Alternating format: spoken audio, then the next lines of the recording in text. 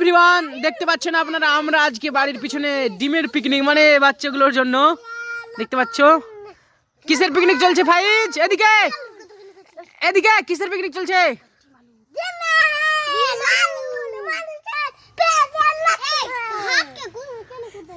আর কিসের?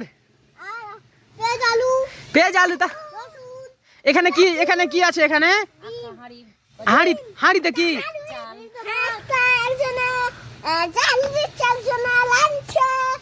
হাঁড়িতে কি আছে? হাঁড়িতে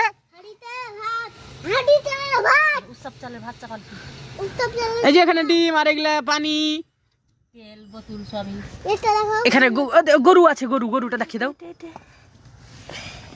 এদিকে পেঁয়াজ। কে রান্না করবে? তুই না কে? আবিদ। কে রান্না করবে? ফাইজ। তুমি রান্না করবা? হ্যাঁ,